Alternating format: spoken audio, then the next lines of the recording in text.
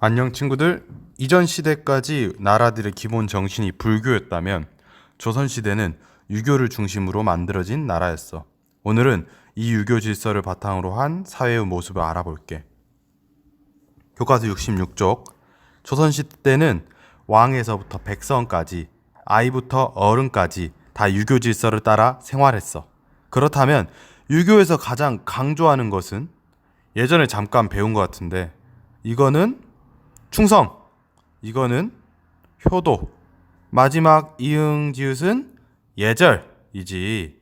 충성, 효도, 애절 이런 것들을 가장 중요하게 생각했었는데, 이런 덕목들은 누구냐에 따라 그 생활이나 행동 양식이 달라졌어.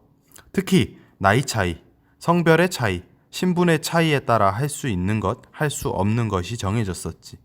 그렇다면 신분 관련해서 먼저 배워볼까? 조선시대는 태어날 때부터 신분이 정해졌어.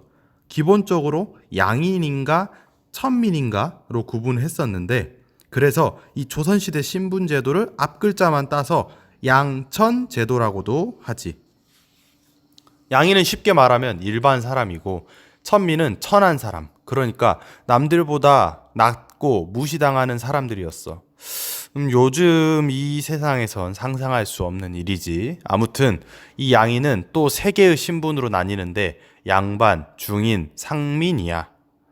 양반이라는 말은 많이 들어봤지. 흔히 정치를 하는 귀족 신분, 그리고 글 공부를 하는 신분인데, 원래는 문반과 무반 두 개의 반을 가르켜 양반이라고 처음에 불리우게 됐어.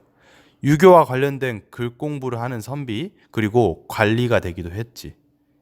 중인은 어느 정도의 나라 일, 정치를 하지만 주로 통역, 그림, 의술 등 전문 기술을 담당했었던 계급이지.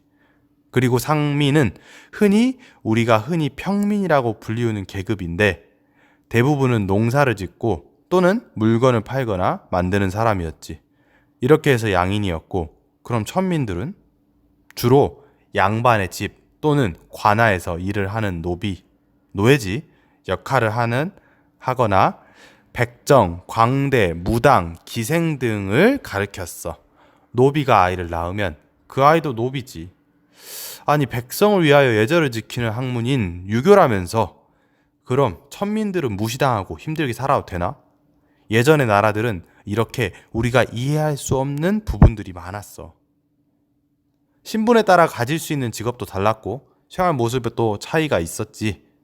그 다음 성별이나 나이의 차이에 따라 생활 모습이 다르기도 했어. 이 유교 사회에서 가장 중요했던 게 관혼상제야. 관혼상제가 뭔데?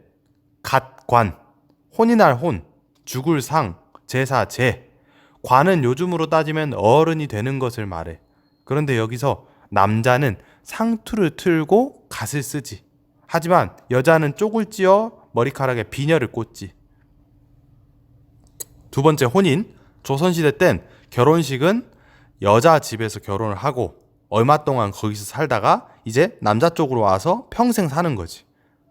남자는 신분에 따라 농사나 나랏일 등 바깥일을 하고, 아내는 집안일을 했지. 이거 살짝 남녀차별이 심하지.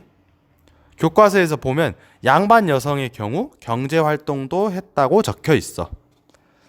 세 번째 상은 장례식, 네 번째 제는 제사에 관한 건데, 당시 부모에 대한 효도가 아주 중요하게 여겨져 지금과는 차원이 다르게 장례식과 제사에 대해 시간과 노력, 돈 등을 많이 썼지.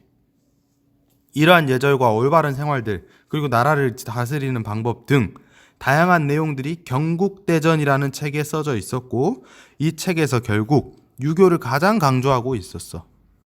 그렇다면 질문 하나 할 게 있는데, 불교는 더 이상 그 힘을 잃었나요? 라고 말할 수 있지? 아니, 여전히 불교는 그래도 남아 있었어, 종교로서. 마지막으로 교과서 68쪽, 조선의 예술가 신사임당 알아보기 보자. 여러분, 신사임당에 대해 알고 있는 게 뭐야? 5만원! 이야, 1초 만에 대답할 수 있지. 5만원 지폐. 또 율곡이 선생님의 어머니로도 유명하고, 그런데 이분은 사실 예술가로서도 아주 유명했지. 초충도라는 그림이 대표적인데, 첫 번째 물음, 신사임당의 그림 소재는 주로 무엇이었을까? 풀, 벌레 등을 그렸다. 써보자. 두 번째, 예술가 신사임당 그리고 어머니로서 신사임당 중 어떤 모습이 더 인상적입니까? 조선시대 여자들이 예술활동을 하는 것이 어려웠을 텐데도 훌륭한 작품을 만들었다는 점이 인상적이다. 그러면서 자녀들도 훌륭하게 키워내신 게 대단하다. 마지막, 신사임당의 그림의 특징을 탐구. 꽃의 모양이나 잎이 매우 사실적이다 등을 쓸 수 있지. 다음 시간엔 슬픈 역사인 임진왜란에 대해 배워볼게. 잘 가 친구들.